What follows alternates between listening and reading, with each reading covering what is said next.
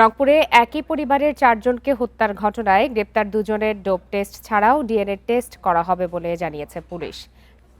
এ বিষয়ে আরও তথ্য জানাতে এই মুহূর্তে রংপুর থেকে যোগ দিয়েছেন সহকর্মী নজরুল ইসলাম।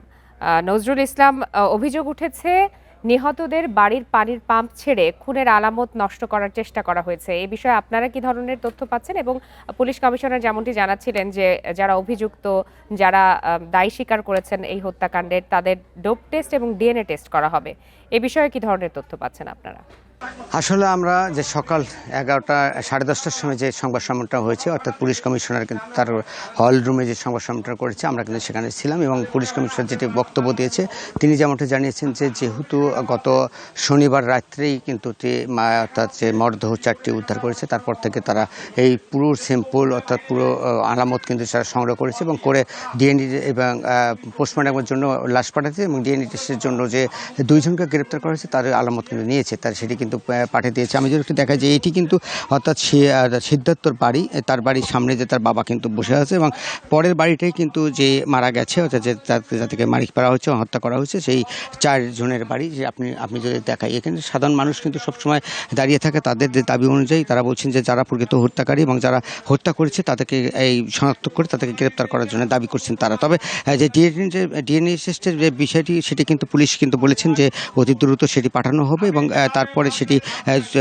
পরিষ্কার করে জানা যাবে যে আসলে এই ঘটনার সাথে জড়িত আছে কিনা। তারা কিন্তু আদালতে কিন্তু যে সাক্ষ্য দিয়েছে, আদালতে যে 164 ধারা জবানবন্দি দিয়েছে সেখানে কিন্তু দায় স্বীকার করেছে। তারা বলছেন যে তারা খুন করেছে এবং তারা যেভাবে হত্যা করেছে সেই বর্ণনা কিন্তু দিয়েছে। সেই বর্ণনার একটি চিঠি অর্থাৎ বর্ণনার যে কাগজ সেটি কিন্তু পুলিশ কমিশনার গণমাধ্যমের কর্মীর সামনে কিন্তু পড়েছেন। সেটাই বলেছেন যে যারা যে 2 জনকে অর্থাৎ 164 ধারা জবানবন্দির রেকর্ড করা হয়েছে সেখানে ম্যাজিস্ট্রেটের সামনে তারা বলছেন যে প্রথমে সেখানে তারা যায় এবং সেখানে 9টি ইয়াবা ট্যাবলেট খায় এবং তারপরে যখন তার বাবা ইয়াবা ট্যাবলেট খেতে দেখে তাকে বাধা দেয়, তারপর বাবার সাথে কথা কাটাকাটি হয়। এক পর্যায়ে তারপরে তার বাবাকে গলায় গামছা এবং মুখে হাত দিয়ে তাকে হত্যা করে। তারপরে তার মা যখন যায়, অর্থাৎ যে মারা গেছে তার স্ত্রী যখন যায়, তাকে এই সিস্টেমে একই নিয়মে কিন্তু তাকে হত্যা করে। পরে তার মেয়ে যখন অর্থাৎ আগামী চক্রবর্তী যায় সেখানেও কিন্তু তাকে হত্যা করে। পরে তার ছোট সন্তান যেটি আয়ুষ চক্রবর্তী,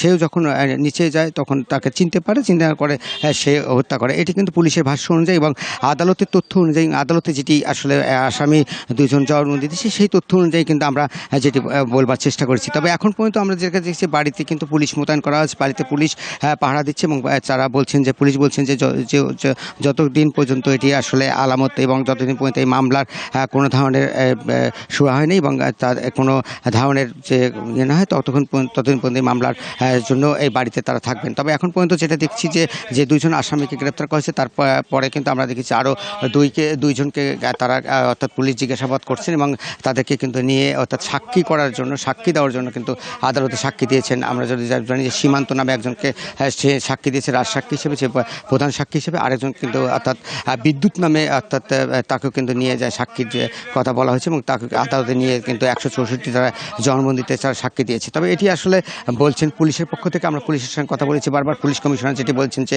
যেহেতু মামলাটি আসলে বড় জটিল মামলা, এই মামলার সাথে আরও কেউ আছে কিনা তারপর তারা তদন্ত করছেন। যেহেতু 164 ধারায় কোনো আসামির নাম বলেনি, সেক্ষেত্রে আর কোনো আসামি নেই বলেও কিন্তু পুলিশ বলেছেন। একটু জানতে চাচ্ছিলাম যে নিহতদের বাড়ির পানির পাম্প ছেড়ে খুনের আলামত নষ্টের একটি অভিযোগ পাওয়া যাচ্ছে। এ বিষয়ে কোনো তথ্য কি আছে আপনার কাছে? দেখুন, আসলে সেটিও কিন্তু আমরা বারবার পুলিশকে জিজ্ঞাসা করেছিলাম। পুলিশ যেটি বলছেন যে আলামত আসলে তারা নষ্ট করেনি, যেহেতু ওই উপরে ছাদের উপরে একটা ট্যাঙ্ক রয়েছে, সেই ট্যাঙ্কিটি আসলে পানি ওভারফ্লো হয়, সে পানিটি পড়ে যাওয়ার পরে কিন্তু পুলিশ সেখানে আসে তদন্ত করার জন্য, ঘটনাস্থলে তদন্ত করার জন্য আসে, দেখে যে সেটি পানি পড়ে অর্থাৎ কিছু আলামত কিন্তু নষ্ট হয়েছে। কিন্তু তার আগেই যেদিন ঘটনা ঘটেছে তার পরের দিনে সমস্ত আলামত কিন্তু তারা সংগ্রহ করেছে এবং সংগ্রহ করে সেটি কিন্তু যেখানে রাখবার বিষয় সেখানে রেখেছেন। পুলিশ কিন্তু এটি বলছেন। আর একটা বিষয় জানিয়ে রেখেছে, এই আলামতগুলো কিন্তু অনেক আগে কিন্তু এখানকার 4 অর্থাৎ পুলিশের সদস্য, 4 শ্রেণীর পুলিশ সদস্য তারা কিন্তু এসেছিলেন, তারা কিন্তু আলামতগুলো সংগ্রহ করেছেন। তবে পুলিশ কিন্তু আমরা যেটা জেনেছি যে অর্থাৎ সংবাদ সম্মেলনে পুলিশ বলেছেন যে আলামত কোনো ধরনের নষ্ট করা হয়নি, এটি আদালতের নির্দেশনা অনুযায়ী আলামতগুলো নষ্ট করা হবে এবং আদালতের নির্দেশনা অনুযায়ী সেটি কিন্তু পানি দিয়ে ধুয়ে ফেলা। অনেক ধন্যবাদ।